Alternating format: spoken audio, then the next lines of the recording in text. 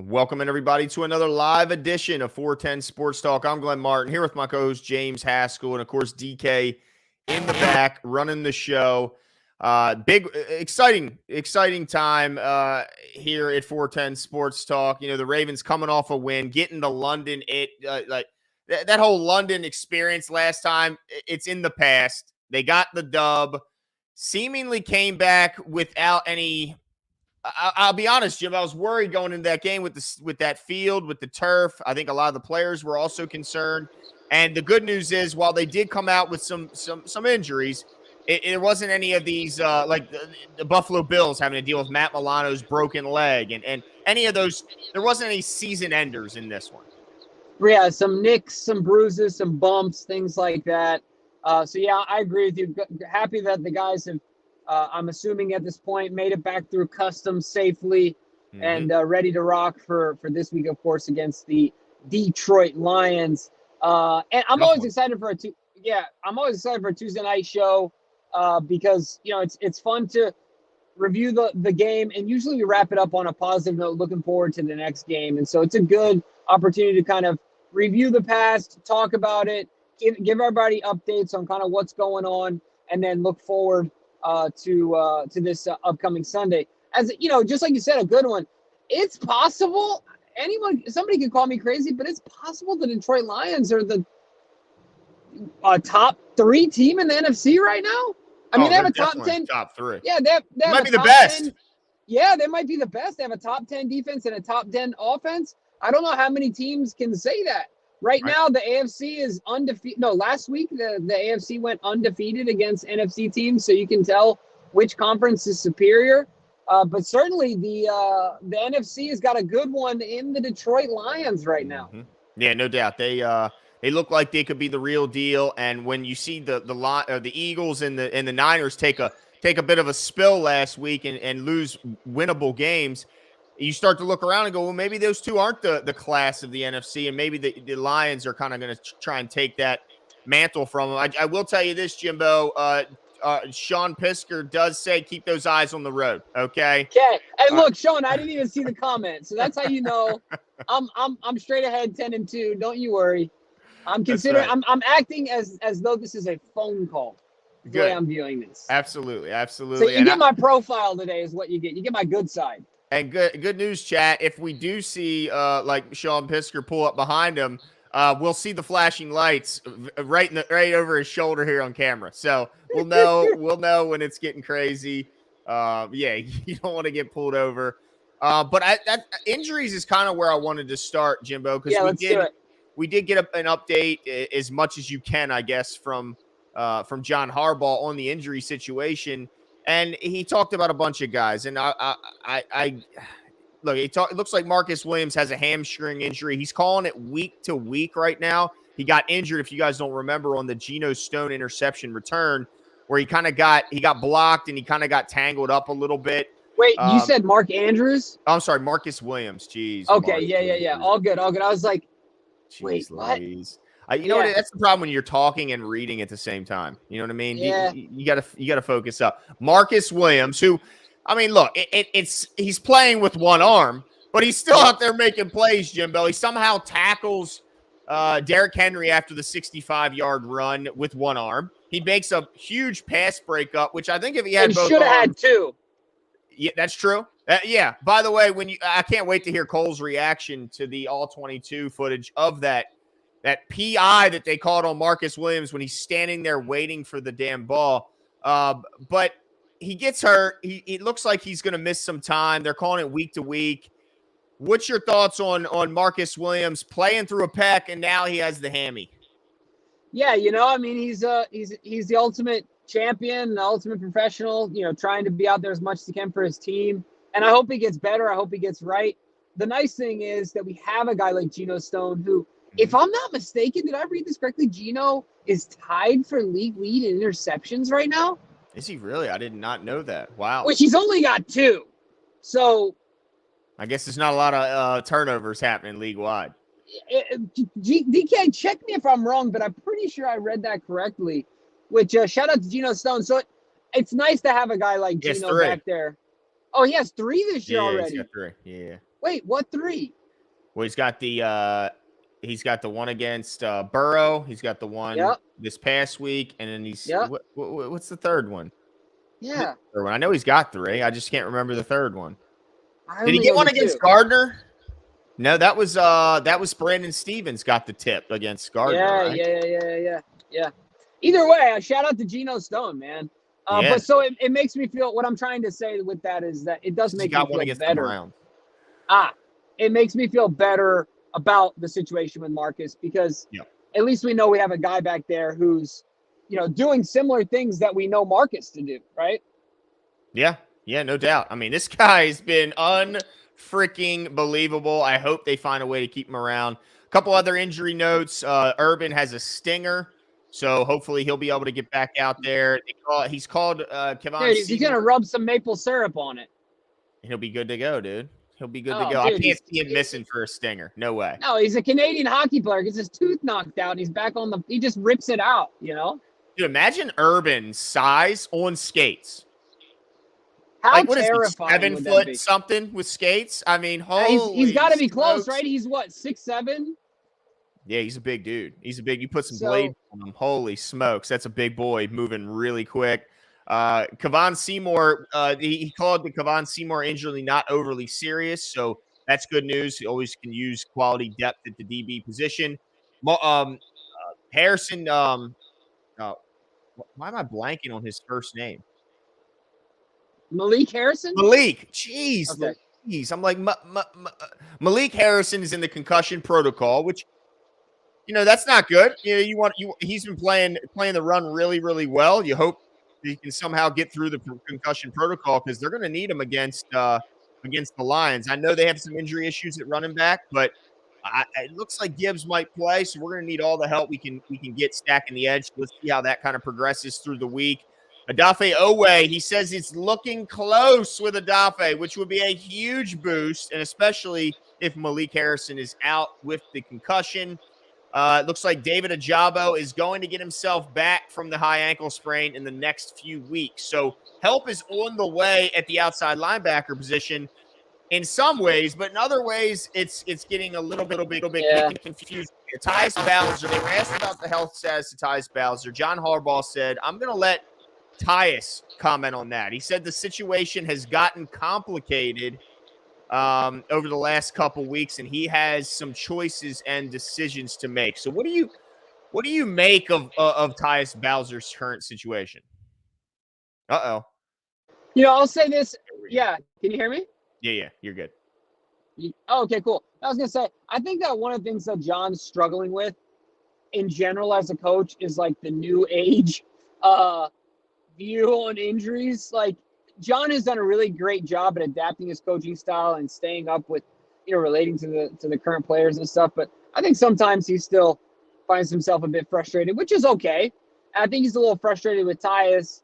I'm not excited about it. I want Tyus Bowser out there. He's obviously a valuable piece to a very thin room that we have, because now you're depending on a guy, Kyle Van Noy, who's off the street, albeit durable in his career, but on the other side of it, Jadeveon Clowney, who is the very opposite of that. I didn't know that Jadeveon Clowney has played for the most NFL teams in NFL history for a number one overall draft pick. I didn't know that either. You Interesting. know that? Yeah. But all that being said, I mean, we know that a big reason why Clowney has been bounced around from team to team is because he hasn't been overly reliable throughout his career. He's not the healthiest guy. So it does make me a little nervous that, now Tyus isn't even back, and there seems to be a little bit of frustration from the coaching staff. I know that we kind of have some ideas on what's kind of going on, but do we have any, like, did we see a tweet from any sort of sources kind of talking about that? I haven't heard anything about it, so I'm left to speculate. And when I do that, I think, is this a scenario where he was hurt training before training camp, whatever he was doing, playing basketball, whatever, like Terrell Suggs, whatever he was doing, he was hurt training, and maybe he decided, look, I'm going to try and rehab it and not get surgery, and maybe now he's to the point where maybe there was a setback or it's not progressing how he was hoped to, and now he's opting to get surgery. Could be that. Or it could be like a Ronnie Stanley thing where John thinks, hey, he looks like he's ready to be back at practice. Why isn't he back at practice?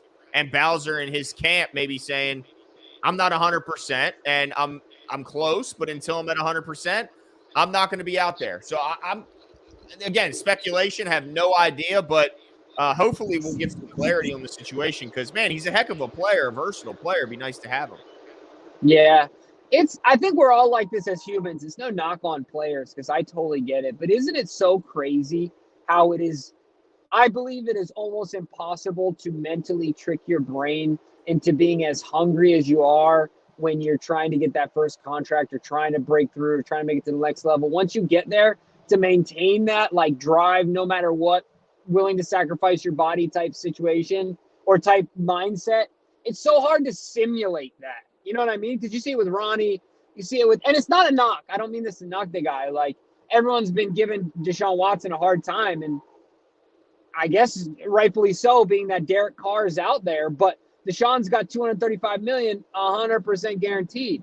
Tyson Bowser, of course, and on our team, he got his bag, right? Like relative to his role, and so it's kind of crazy just how powerful that can be. And obviously, you want guys to get paid. I want guys to get paid for their worth. I totally get it, but it's just an interesting thing. So it'll be interesting to see how this whole thing plays out. I just hope that long term he gets to where he needs to be, and there's no fracture in the relationship with the Ravens and Bowser. Yeah. Because look, at the end of the day, since he's gotten his contract, he hasn't done a ton. Right. You know what I mean? His best year clearly was in the final year of his rookie deal. So I just wonder if there starts to be. That's funny how it works like that. Like it's no a shame because I don't think it's anything intentional out of Bowser, but it does seem like when the Ravens sign a guy, boom, right after that something happens, and I think it's league wide, don't you? I mean, I think a lot. That's just how it goes, in a lot of places, just how it is. They want everybody to be like Roquan, right?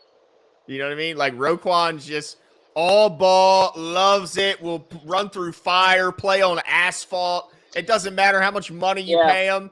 He's gonna put his body on the like everybody. If every football player could have the Roquan mindset, I think there'd be a lot of happy. Because he'd do it for free. If you could pay him enough to just simply live, then he would play football. You know what I mean? Like, just give him an apartment, food to eat, and he's good.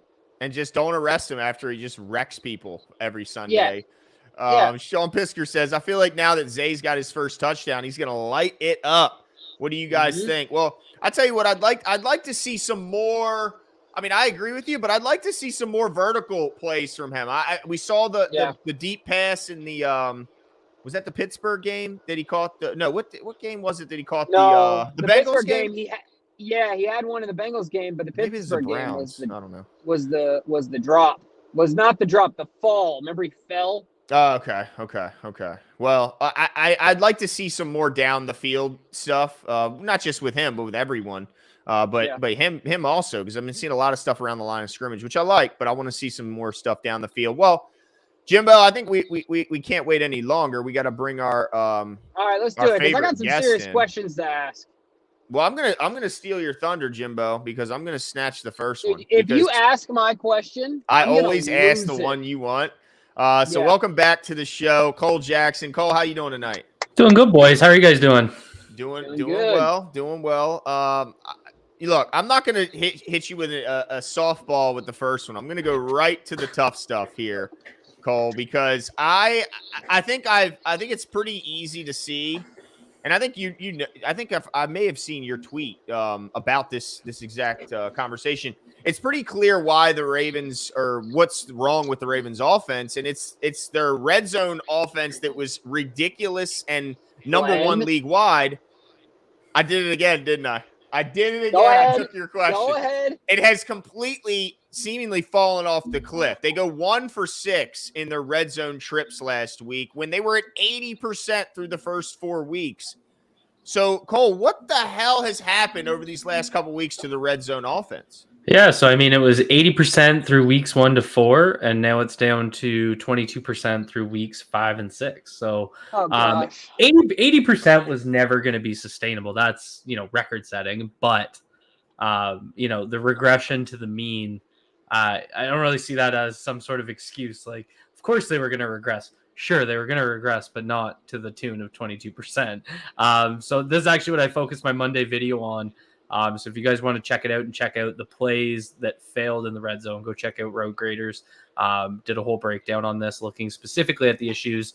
This is one of those multifaceted things. I think one thing that bothered me was they got out of using quarterback option concepts and when they were trying to run the football, and that's not ideal. Like we had the play right on the goal line, right on the one where they lined Lamar up and empty and tried to basically run QB power with him. And I think everyone and their dog knew that play was coming. And the Titans D line just attacked. It's just when the boundary at the back of the end zone acts as basically a 12th man, because you don't have to protect the deep, right? So you can kind of bring guys up. Taking Lamar Jackson, the most dynamic runner in the NFL, out of what the defense has to read isn't smart football. It basically makes them play 11 on 11. Not all teams get that advantage. If you have Jared Goff, we'll see this week. We're not like, it's not that you can just completely ignore him, but you're not going to read him the way you're going to read Lamar Jackson. So that was frustrating. And it was funny because they did run a zone read that Lamar took for, he got right inside the 5. I think it was a 7-yard gain. They ran a pass read option where they faked a screen out to the right-hand side and Lamar kept it back inside. That went for about 6 yards. So when they did use QB option concepts, they were successful. But they tried to run that toss. They tried to run just running back counter. They tried to run it Gus up the middle at the right guard's ass 3 times in a row. So there was just some plays where it doesn't make sense to me. So that was kind of how I saw it. But then you get into the finer execution issues. The offensive line, who misses the days when our offensive line used to blow guys off the line? Oh, no. We don't have that anymore. It's starting to fade. And I actually, we can get into this a lot later when we're getting towards the draft, but the Ravens need to really think about overhauling the way that they're evaluating and drafting offensive linemen. I think they need to get more athletic guys, more in the Linderbaum mold. Again, different conversation, but I think it's starting to catch up to them. They've had some busts, some guys like Tyree Phillips, Ben Bredesen that aren't on the team anymore. John Simpson's not getting it done. He hasn't been playing very well. Zeitler he's a great pass protector. He doesn't have the juice in the run game. So they're not winning those battles one-on-one. And it's never the same guy over and over again. It's always one guy losing. How many times do we talk about this? Almost every week. So that's happening down in the red zone and causing issues. Yeah, well, I'll tell you what. One thing that you didn't mention that the Ravens seem to magically forget is Mark Andrews. Mark Andrews in the red zone. I mean, your doppelganger is out there picking his nose because no one's even thinking about throwing the football. To me, I agree with you. I mean, I think it's multifaceted. It is and it isn't. Like, to me, it's an equation, right, where 8 + 89 = 7. To me, like, we want the ball in 8's hands or 89's hands. And I don't really care if they know, because these two play so well together in such a great synergy that, like, if you roll Lamar out and force that defense, like you said, to respect him as a passer, and then allow Mark to run a route and break off of it if Lamar, if Lamar does decide to scramble, whatever the case may be. But we got to get the ball to Mark in the red zone. Like, for me, the frustrating part was the force feeding to OBJ. That was a bit like, bleh. So really, my question to you is, to follow up with that, is why didn't they get the ball to 80? Like, is there anything logical that you saw in watching the film? It's like, okay, this is why Mark wasn't given the ball, as far as I understand, and I saw at all in the red zone. Well, they didn't pass the ball much in the red zone, so that's number one.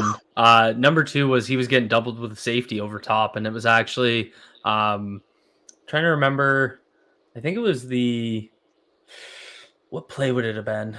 I can't remember which play it is. It's in my breakdown. Mark Andrews gets doubled, and the guy that had the one-on-one setup and actually had a foot on his guy running a corner fade was Rashad Bateman. And they're basically Bateman's almost going the way of Miles Boykin, where the defense is just kind of letting him do what he wants.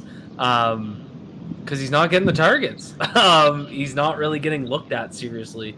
I'm really worried about he's just kind of lost the trust of Lamar, and basically he's only getting hit on manufactured play action passes. Like his one catch on the weekend was just him running a drag on the rollout. So that was what I found interesting. The defense adjusted on pass plays to doubling Mark Andrews because they know that's where 8 wants to go, and it left the boundaries in single coverage, and that's where you want to be able to throw those opportunities. Obviously, it didn't work against Pittsburgh. They got the interception off of one of those plays, and I don't really want to see a bunch of fades in the red zone, but it was there. Bateman did have a step, and it just wasn't even remotely being considered in the reads. Yeah, I'll tell you what. Last thing I'll say in regards to the red zone, I know that you talked about them running Gus into the right guard, but hey, at least he was on the field this time. Yep. At least he was on the field, and they gave it a try because we were talking about 2 weeks ago, 43's trotting in the game in the red zone, and I'm like scratching my head. What is happening here? So if there's one positive takeaway from the red zone stuff, I felt like it was at least like, all right, you got to keep 35 in the game, in my opinion. So, yeah, but I think we need to find a way to get Mark the ball. I think it's something's got to change. You got to get this red zone back on. Hey, Jimbo, it's got some road noise in the back. If you could, appreciate it. But all hey, right, well, let me get my second question in though, Glenn. I'm gonna steal your thunder this time. You're not gonna hop the line. I don't think so, but go ahead. All right, so I want to talk about this Marcus Williams pass interference. we talked about it before you hopped on. So which one? Yeah, seriously.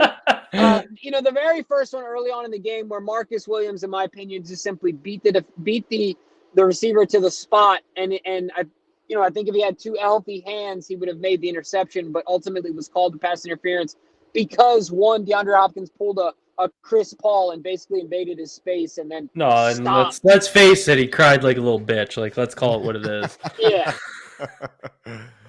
Yeah, go ahead. Well, how bad was it in the coach's No, so it's actually this is a great play to give an example of why I love all 22 because you can't see it on broadcast, so you can perfectly see just with the angle where they were on the field. You can see the ball going through the air on the whole throw. I did a tweet with it.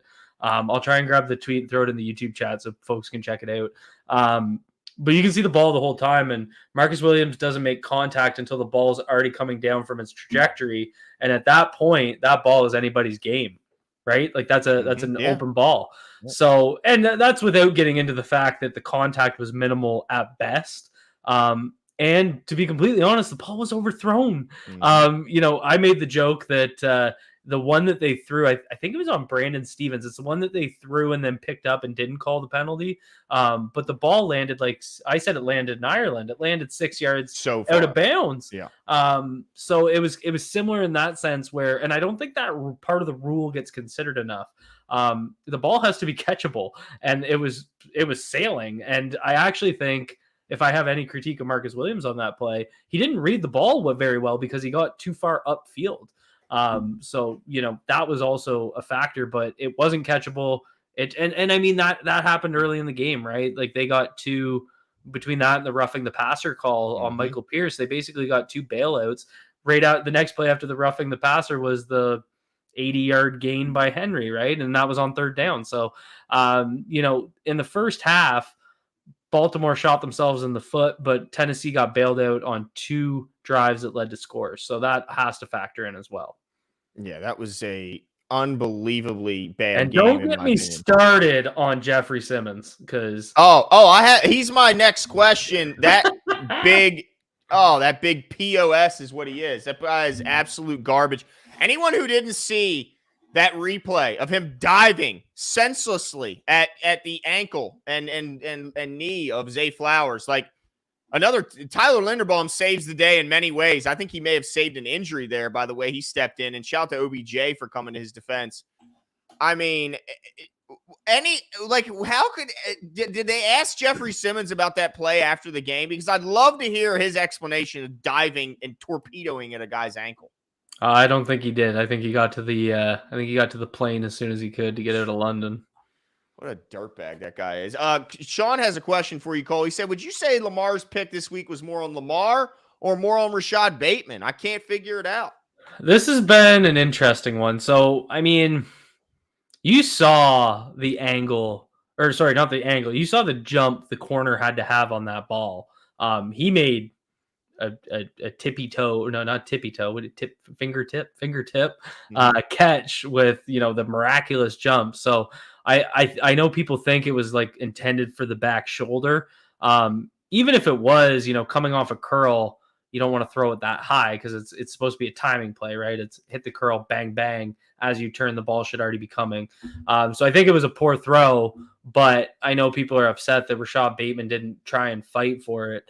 To me, I think Bateman's completely lost all of his confidence. Like, that's kind of how it looks. He's not really walking with any swagger out there. He doesn't look overly involved. Again, I don't think Lamar really seems to trust him.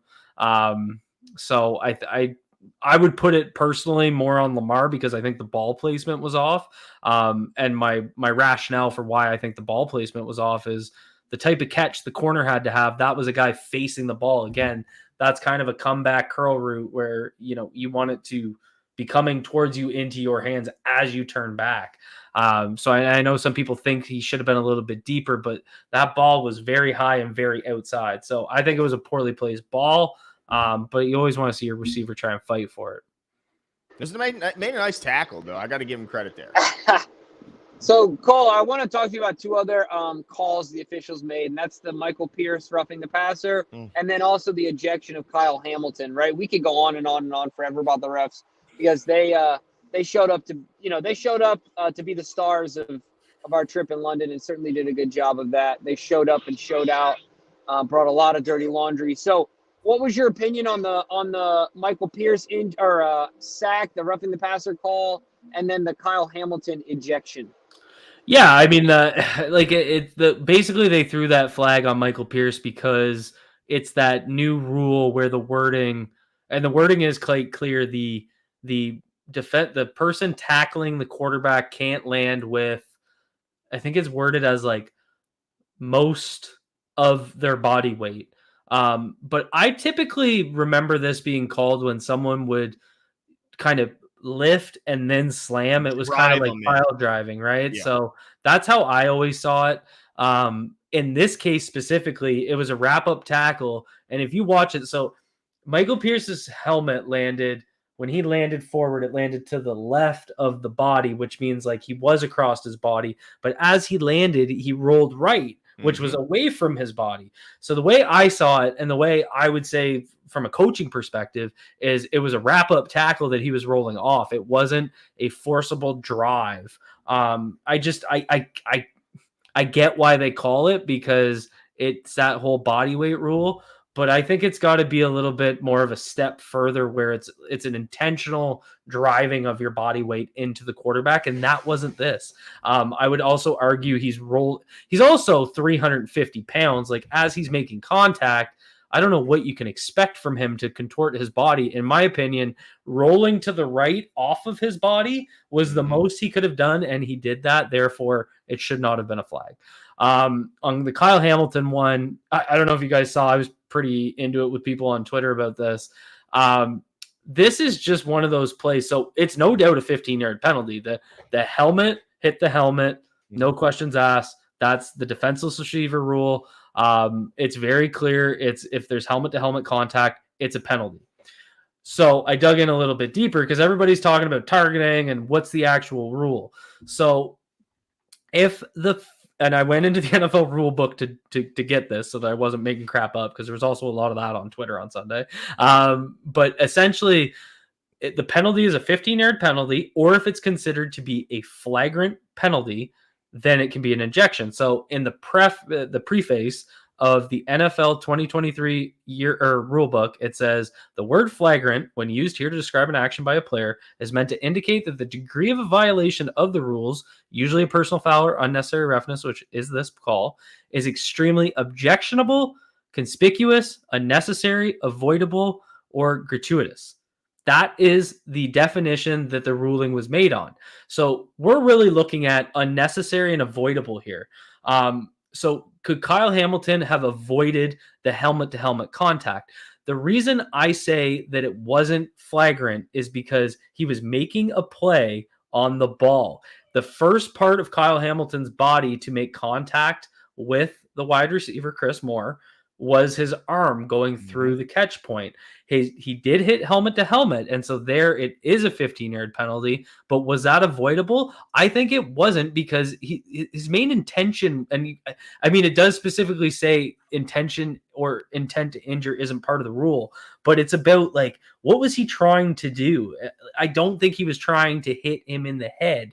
And I don't think it was avoidable, because to avoid it means he's not able to make a play on the ball. It's just one of those bang bang plays where these guys are moving so fast. I don't think he led with his helmet. I think his arm goes through first. So I would argue it should not have been an ejection, but it was absolutely a 15-yard penalty just because of how the rules are written. It's helmet to helmet contact, flag. No questions asked. I just don't think it was flagrant. And Cole, how good of a play was it up to that point that Kyle Hamilton was even in the picture to make a pet? Like, if I remember correctly, he came a pretty big distance. Absolutely. So how does he avoid doing that? He doesn't make contact. That's where I think I'm getting, like, you go and then you look at some of the comparables last week. There was the play, they called it a controversial penalty. It was in the Browns game, the Browns against the 49ers. The 49ers DB hit and they receiver. They called it, but because it, like, that one wasn't considered flagrant. So again, it's like made complete contact between his shoulder and his neck. Why wasn't that one called? There was also one in the Seahawks game where Jake Bobo literally got smashed in the face. It looked worse. So it's like, why? And so I think this is my frustration with the call is, and I'll tell you exactly why I think they did it. Primetime game, London. A lot of people watching, 9:30 in the morning. New York's looking. He sees Chris Moore down, and I'm sending nothing but my best wishes to Chris Moore. Don't want to see anyone getting hurt like that. I think they saw him down, rolling on the ground, and they said, get him out of here because everyone's watching. That's my take on it. Yeah, that wouldn't shock me, because they are in London trying to grow the game worldwide. Doesn't look good when a guy's knocked out. I got to ask you about Justin Madubuike, because this guy is playing at an all-world level right now. I mean, this guy absolutely was taking the game over. And then after you tell me of what you saw from Justin Madubuike, I got to ask you the same question I've asked Jimmy. Madubuike or Pat Queen, if you can only sign one going forward? Ooh, those are the tough questions. Yeah, Madubuike is on another level. He was my film breakdown this morning, looking at what he did in the run and the pass game. He's really put it all together. He's through 6 games, he's already on pace to absolutely smash his career highs in pressures and run stops. He's just playing fast. He's playing fast. He's playing physical. The biggest thing I've noticed is his ability to create leverage with his hands. He's finally pairing that with his explosive athleticism, and that's where he's winning so many of these pass rushes. He has one pass rush win where he won as an edge player. He was lined up as a D end, and that's just, he has that type of athleticism to give him that upside. Who would I pay between Madubuike and Queen?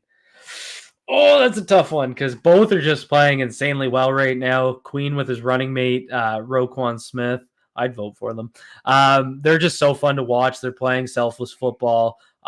They both fit exactly what Mike McDonald wants to do.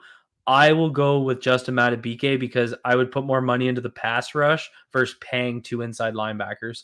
I'm not as high on him as other players, but Trent Simpson has a similar skill set in terms of that explosive athleticism. He was a really dynamic blitzer when he was used that way at Clemson. So I think in terms of what Mike McDonald's asking Queen to do beside Roquan, I think Trent can develop into that better than we have a defensive tackle that's going to become a pass rusher. So I would pick Madubuike over Queen for those reasons, but no slack to Queen on that. He's playing extremely well. Yeah, I think I agree with you in that, like, he's just a bit more rare of a find.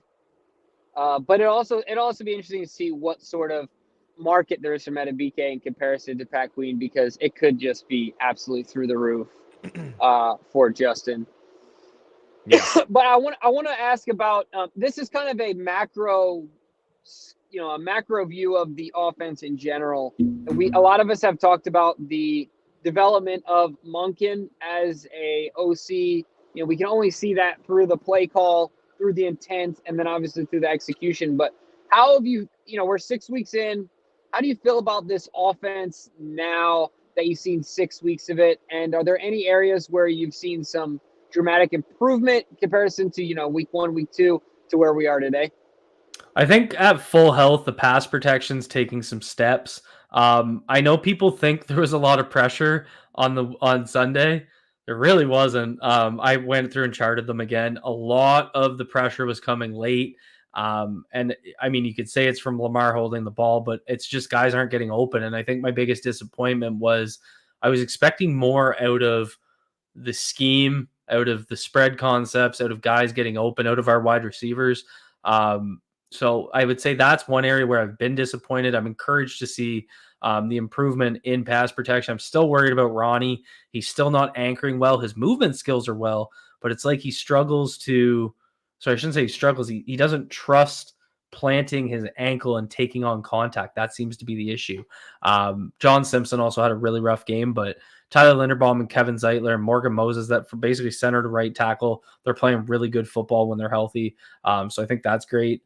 So I would say the pass protection's come along, a little disappointed in terms of the separation, guys getting open, a little bit of the creativity in the play calling. I'm getting a little sick of seeing Zay Flowers motion behind the quarterback. There was actually the play I was referring to earlier where Andrews got doubled. Andrews on the right side of the formation. He ends up running a deep curl in the end zone with 2 defenders on him. And all Zay Flowers did on that was do a jet motion behind Lamar and then stand on the right side. So you use the motion, like a jet sweep motion, to fake the defense. And then Zay Flowers just stood in the corner and didn't even run a route. It's like he's one of your most dynamic players. Get him downfield to do something. Like I just like I'm getting they're basically trying to manufacture touches, but then using those manufactured touches as I guess a fake within the play call. But I'd like to see him used a little bit more conventionally. If they want to do that, go use Duvernay to do that. That's what he's kind of there to do. So that's what I would say is a couple of things that I'm disappointed with. Also would like to just see, again, let's get the run blocking going. I really think they need time and zone concepts to gel as an offensive line. I think we've seen a little bit of progress, but people won't really want to hear this, but you got to keep calling the concepts and let them grow. It takes a long time for that chemistry to click when you're, running combo blocks and that sort of thing. So even if you have a couple games where it's not really working, you got to keep kind of beating the dead horse to get things to click. Yeah, no doubt. And I hope they can continue to get better. Eli says penalties are what's keeping teams in these games. We need to clean up the fumbles as well because it's like they aren't practicing ball security at all. Well, a lot of those fumbles are just, there's chase down punch outs. So, I mean, certainly you gotta hang on to it, but a lot of those fumbles by the skill positions have been those chase down punch outs, but they definitely got to clean them up. Lamar has to continue to protect the ball. But some of that's just bad luck, bad timing. Like, as he's, cocking back to throw the ball gets stripped. I'm not sure that's on him, more on the offensive line. But to say they're not practicing it, I don't think that's necessarily the case, Eli. But I certainly understand your frustration. Cole, I want to ask you about Geno. It looks like they're going to be without Marcus Williams now for a couple weeks. Sit the man. He's only got one arm. Yeah, sit him for as long as you need to. What are they? He had a pick if he's got 2 arms. I couldn't that was the most ridiculous play I've ever seen. He broke on that ball like a true ball hawk, and he can't catch it because he can't bring his arm up. Yeah, how insane would have that been if he just Kawhi Leonard that? Nuts. And did anyone just basket caught it? You know what I mean? See the account that JP football Twitter account was they said he made a business decision on Derrick Henry's touchdown. He's got one fucking arm, and it was his arm that he would have had to tackle him with. Like, he can't play. So, I mean, here's the problem with Marcus Williams. It's what do you do? Because it sounds like he needs surgery, which probably takes him out for the rest of the year. But do you want him playing with one arm? Because that could cost you a game. I don't know. That's a very crappy situation to be in.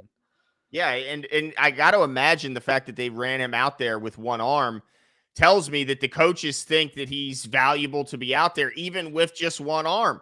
And to his credit, and literally as the play's going, I'm going, how the hell is Marcus Williams going to get this guy on the ground with one arm? He did it. He got him on the ground with one arm, and he did have a pass breakup on a play that he should have had an interception, but he still had the pass breakup. So obviously the coaches think even with one arm, it's still better to have him on the field than not.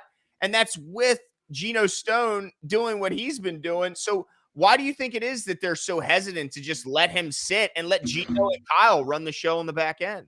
Yeah, I'm wondering if part of the problem is that there's no amount of rest in the next 16 weeks that's going to lead to him being healthy. It's one of those things where if it requires surgery to get him right, and he's going to do that surgery in the off season, they're thinking 60% of Mark, 70%. What's if you lose one arm? What's the percentage there? 75%, one limb. Is that percentage going to still be an upgrade? Because that's the only thing about Kyle Hamilton and the way that they're using him as a slot as well. You don't have that third safety back there to do some of the things with Geno Stone that you want to do. So it just kind of factors into the flexibility that I think Mike McDonald wants to have. And I know you asked about Geno, and Geno's playing phenomenal right now. Like his biggest issue, or not issue, but his biggest weakness coming out was always his range. And he's kind of that guy that doesn't have elite athleticism, but is able to cover for that with how intelligent of a football player he is, and how, he's got that, he's 2 steps ahead of you, and those 2 steps make up for the lack of long speed. And we're starting to see that. That's why he's getting these turnovers. He's getting himself. I know some of them have been like kind of fluky in a way, kind of where there's deflections like the Brandon Stevens one, but how many times do people used to say that about a guy like Ed Reed? And I'm not comparing him to Ed Reed, but it's just good, smart football players put themselves in positions to get their hands on the football. And that's what Geno Stone's doing. He's just playing smart football. He's like Chuck Clark if Chuck Clark took steroids for 2 years. That's kind of how I see it. So poor Chuck. I hope he's doing okay. No, ahead, me too. I'm happy. I'm happy for Geno though, because I know that we a little bit nervous about the measurables coming out. But ultimately, I like a good success story of a guy that's of a non-standard body type out there crushing it. So it's exciting. He's a quick thinker, man. It's a lot of fun to watch him out there. I'm absolutely looking forward to seeing what he does for the rest of the season. Hey Jimbo, Jimbo. Yeah, we got 5 minutes left of Cole. Okay. Okay. So what you can add, but we got to hear if he's hearing anything, any whispers about Bowser. Yeah. Go ahead. Now I have a question to kind of move into Detroit. So yeah, that's a good question. Go ahead. So Tyus Bowser obviously got hurt outside of the team facility, and that's why they can't make specific comments about the injury. This is pretty common. They're not allowed to comment on it. So that's number one. Number two is it sounds like he's medically cleared by, and people can have their own issues with whether or not you put weight into the team's medical staff. I don't want to get into that. Everyone could have their opinion on that. He's cleared to play, essentially, and it sounds like he's choosing not to. And I mean, that's not even inside anymore. Like John Harbaugh saying, I'm going to let Tyus talk about Tyus. That's mostly because he was hurt outside the facility and John Harbaugh can't talk about it. But we've seen John Harbaugh do this on 2 other occasions that pop out to me. One was during J.K. Dobbins' holdout. He basically just kept saying, when J.K. is ready to be out here, we'll be ready to coach him. And when Ronnie Stanley was first coming back, and it sounded like, remember the video of him walking in the sand and he's like kind of doing these things. And we've seen it from Tyus where he's been kind of moving around. He's throwing footballs in the pregame. Like doesn't seem hurt. He's doing some stuff that we saw from Marlon Humphrey, but then Marlon Humphrey came back 1 week later. So it's just, I think he said, when Tyus is ready to be out here, there's a decision to Tyus. We'll be ready to coach him. Said the same thing about Ronnie, said the same thing about JK. I read this pretty clearly as he can play. It's up to him to come play.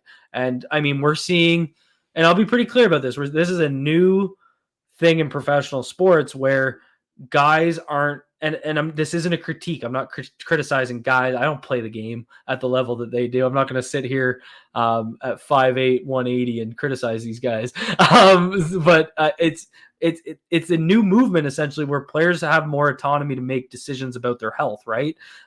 So that's becoming more prominent, and I think we're not used to it within the culture of sports yet.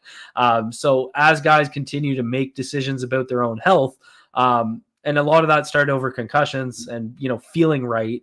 I remember there was a whole thing about Jarvis Landry when he wouldn't play because he still didn't feel right, even though he cleared concussion protocol. People were kind of all over him.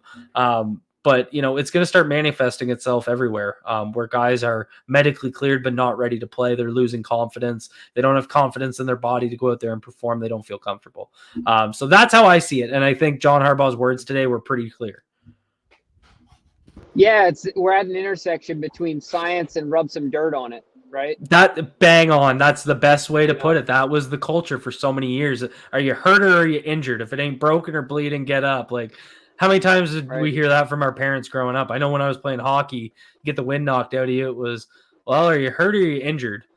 It's like, well, I guess if I'm hurt, I'm getting back out there. That was just the culture, right?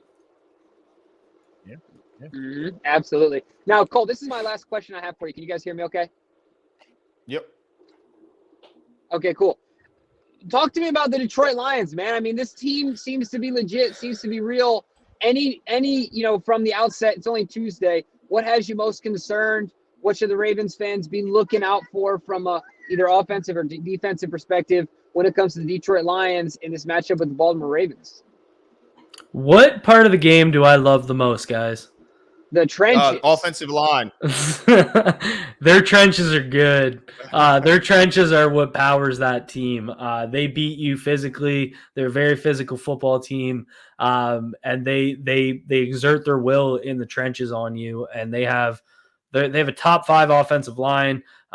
It's going to be a line that's going to give us some challenges. They're athletic. They match up. The matchup's fun in the sense like this is an O-line, D-line, someone that's into that type of game. Watching this film is going to be so fun.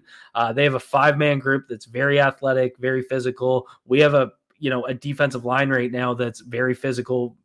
What our linebackers are doing, what Kyle Hamilton's doing when he gets up in the box, very physical football. They're not just tackling, they're getting out there and hitting. So this is going to be a big challenge. I think losing David Montgomery is huge for them. He's been playing so well. And again, they're, credit to Jared Goff. Jared Goff's been playing really, really good football. They got threats in Amon-Ra St. Brown. Josh Reynolds playing really well. Guy like Khalif Raymond can, turn big plays in. Williams. Yeah, they got that tight end too, Sam Laporta. So They got weapons out there. They got an O-line that's going to power them. On the D-line, they got a true edge rusher and Aiden Hutchinson, who's finally, stepping up. They got Alan McNeil inside, big physical guy. And they said David Ajabo might be better. Right. Yeah, seriously. They're deep. I mean, they got Romeo Okwara and Julian Okwara coming off the bench. So, I mean, it's a deep group. They're physical. They're fast. They got fast linebackers. I just think it's one of these games where whoever wins that battle in the trenches, whoever protects the football, that's going to be who comes out on top. And so, I'd love to see our run game get clicking. But, it's really on those boys, the big hogs up front. They got to get it done. Yeah. Well, Cole, appreciate you once again being with us. I know you got to get out of here. Guys, if you haven't done so yet, please go over to Cole's YouTube channel, Road Graders. Hit the subscribe button. Check out his breakdowns. You'll be a smarter football fan because of it.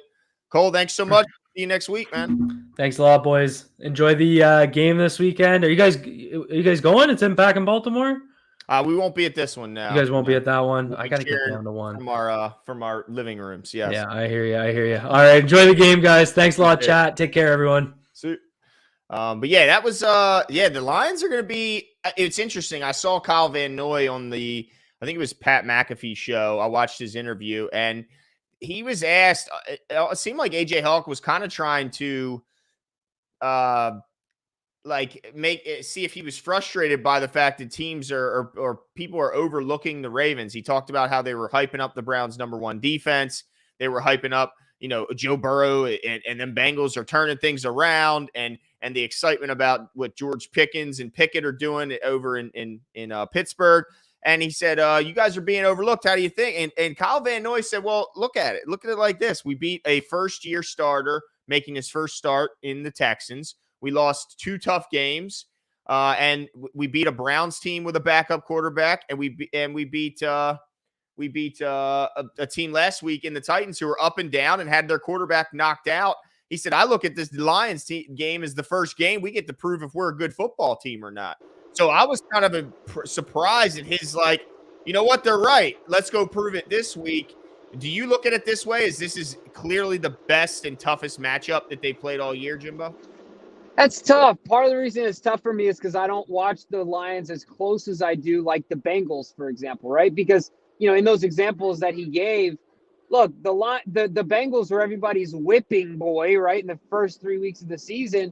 But let's be honest, the Bengals have turned around, and all of a sudden Joe Burrow's everybody's darling all over again. So, oh boy, okay.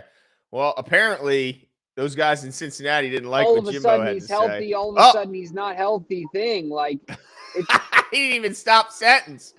Jimbo, You left, you got kicked out, and then came back in, and you were still in the same sentence, bro. I paused for a second because I saw what happened. No, but I mean, look, I think the Bengals, everybody seems to think they're a really good football team, right? So it's like when we play them and we beat them up, it's because they're unhealthy, and now all of a sudden they're good. So I understand Kyle's point, but also I think the Bengals were a true test, but I understand his point. Fair point taken, nonetheless. Yeah, let's hope that this another NFC team takes on like we saw with the Niners. They come over, they think they're going to beat up on the third string Browns team, and they take an L. Let's hope that something like that. What is up with really? What?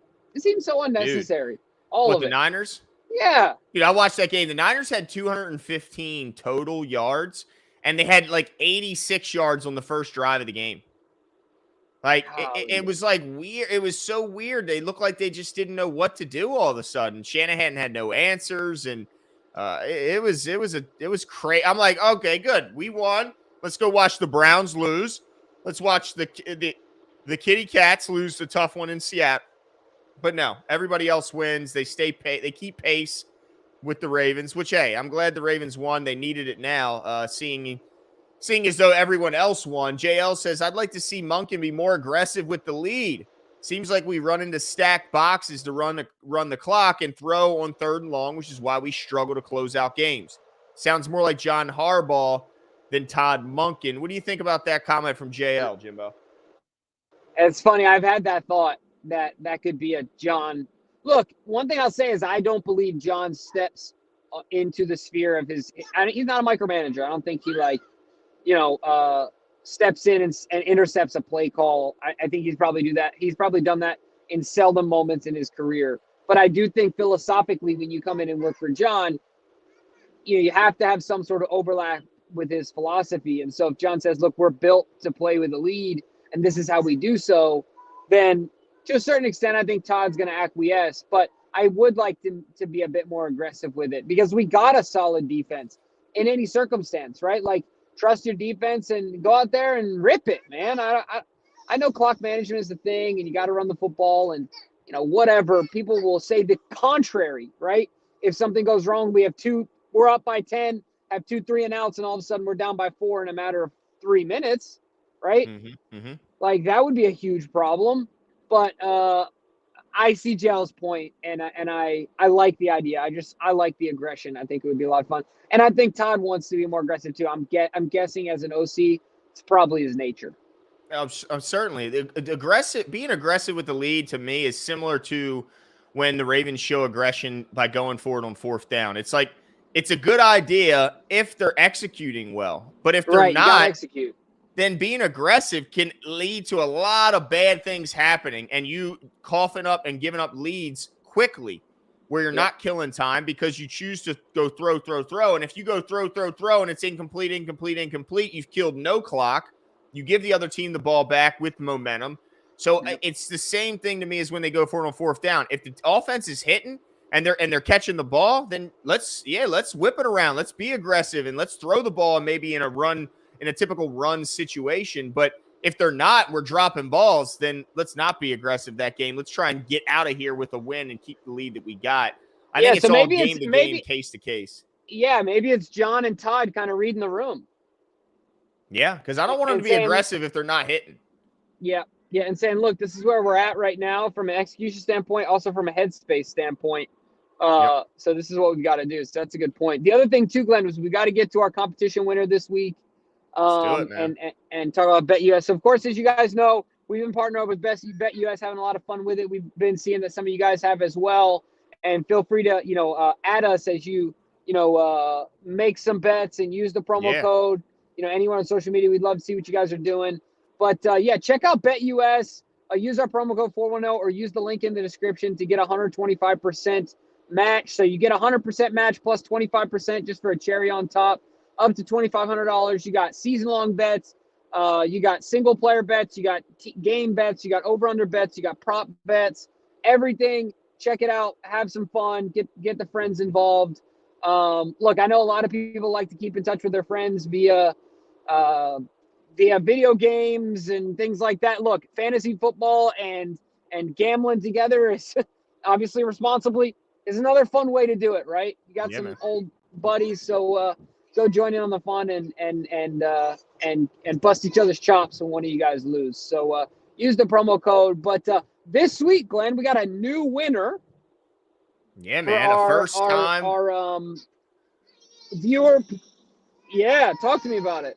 Yeah, first time winner, and just shout out to Jimbo. Look, some people think we're reading a BetUS script when we're reading it. Jimbo reading it off the windshield. By the way, we still have the script. It's mounted below his rearview mirror. He reads the BetUS script. It doesn't matter if he's driving; he still gets it done. So shout out to Jimbo for that. But yeah, first time winner this season. Here we go, Bruno Moraine. Shout out to Bruno for being a first-time winner. Did submit his competition predictions on YouTube. So shout out to Bruno. And also, Bruno, if you want to claim your prize, send us your shirt size and home address to one of the private social media's accounts. DM us. Do not submit a comment here and tell everyone who watches this video your home address. I don't think that's a good idea unless you really want a lot of fans to show up for the game. And maybe you want to spread some love and have some people over. Hey, do it that way if that's how you so choose. But shout out to Bruno for winning this competition. Also, first-time winner this year, DK. So, you know what? You and Bruno, DK, are sharing your first-time win. And, all I can say is, Bruno, I hope you win a lot more this year. But I don't hope DK wins anymore this year, okay? I think I need to get back to my rightful place to top the competition. Well, you'll have to win 2 in a row to get back in first place, not just one. Nah, because I have the tiebreaker, so I only need to win 1. Why do you have the tiebreaker? I'm the champ from last year, so if anything, you have to knock me out. It's a height thing. You see?